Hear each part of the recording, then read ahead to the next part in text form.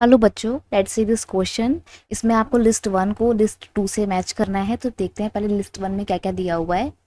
L Dorado, canal colonies, Shikarpuri shroffs और Bretton Woods twins. List two में आपको देखो क्या क्या दिया हुआ है। Area in Punjab irrigated by the new canals. Next है fable city of gold. Next है IMF and the World Bank. और नेक्स्ट है आपका had a sophisticated system to transfer money over a large distance. अब आइए मैचिंग करते हैं। अब अगर हम बात करें एल डोराडो की, तो एल डोराडो ना एक फेबल सिटी ऑफ गोल्ड के नाम से फेमस था। और ये कहाँ पर था? ये था साउथ अमेरिका में। एक्चुअली में 19 नहीं 15 सेंचुरी तक यूरोपियंस के मन में ना एक ये र्यूमर फैला हुआ था कि साउथ अमेरिका बहुत ज़्यादा रिच है, बहुत ज़्यादा रिसोर्सेज है, बहुत ज़्यादा गोल्ड है वहाँ पे। साउथ अमेरिका में एक छोटा सा शहर है एल डोराडो जो कि सोने से बना हुआ है। उसको फेबल सिटी ऑफ गोल्ड के नाम से जाना जाता था। और उस टाइम पे यूरोपियंस इतने पागल थे इस सिटी के लिए कि बहुत सारे यूरोपियंस तो इसकी खोज में आ गए थे कि वहाँ पे जाएंगे, गोल्ड उठाएंगे और फिर हम अमीर हो जाएंगे। तो गोल्ड रश शुरू हो गया था, सोने को लेकर भाग दौड़ शुरू हो गई थी यूरोपियंस के बीच में। ठीक है, तो एल डोराडो एक फेबल सिटी ऑफ गोल्ड थी। ए को हमने मैच किया है सेकंड से। नेक्स्ट देखते हैं। नेक्स्ट है कैनाल कॉलोनीज। देखो, कैनाल का मतलब आपको पता है नहर होता है। तो नहर क्यों बनाई जाती हैं? ताकि इरिगेशन की जा सके। और कहाँ पर की बनाई जाएंगी? जहाँ पर पानी की कमी होगी। तो सेमी डेजर्ट एरिया में, जैसे कि राजस्थान, पंजाब के कुछ रीजन, यहाँ पर इरिगेशन के लिए न्यू कैनाल्स बनाए गए थे, नहर बनाए गए थे, जिसको हम कैनाल कॉलोनीज के नाम से जानते हैं।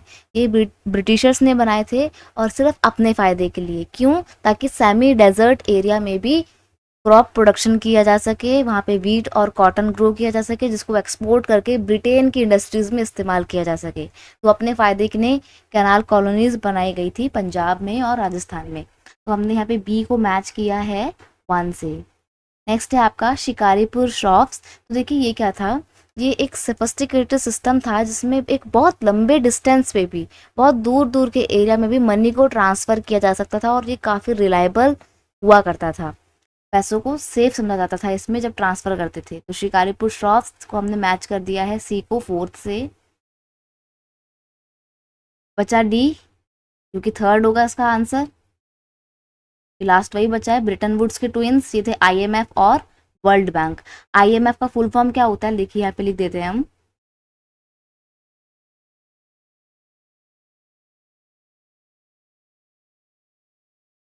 International monetary fund.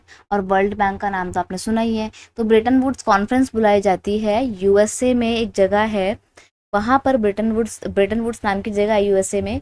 वहाँ पर एक कॉन्फ्रेंस बुलाई जाती है और ये कॉन्फ्रेंस बुलाई जाती है 1944 में। इसलिए बनाई जाती है क्योंकि सेकेंड वर्ल्ड वॉर चल रहा होता है उस दौरान। तो आफ्टर वॉर यानी कि पोस्ट वॉर की जो सिचुएशन होगी जिसमें सभी लोग बहुत गरीब होंगे, उस दौरान हर कंट्री का, पूरे वर्ल्ड का इकोनॉमिक डेवलपमेंट करने के लिए आईएमएफ और वर्ल्ड बैंक बनाए गए। ये गरीब देशों को और जिन कंट्रीज़ का को अपना डेवलपमेंट करना था पोस्ट वॉर में, उनको लोन प्रोवाइड करते थे और पूरे कंट्री में इकोनॉमिक स्टेबिलिटी लाने में मदद करने के लिए ये दो इंस्टीट्यूशन बनाए गए थे। तो बेसिकली पूरी दुनिया को युद्ध के बाद होने वाली स्थिति से, जो कि बहुत ख़राब होने वाली थी, उससे बाहर निकालने के लिए इन दोनों इंस्टीट्यूशन को बनाया गया था ब्रिटन वुड्स कॉन्फ्रेंस में, जो कि 1944 में हुई थी। और इसीलिए क्योंकि ये दोनों ही इंस्टीट्यूशन, ये दोनों ही ऑर्गेनाइजेशन इस कॉन्फ्रेंस पे बने थे, इसीलिए इन दोनों ऑर्गेनाइजेशन को बोला जाता है Bretton Woods twin, Bretton Woods के जुड़वा। राइट। तो यहाँ पर हमारे ये मैचिंग्स थे।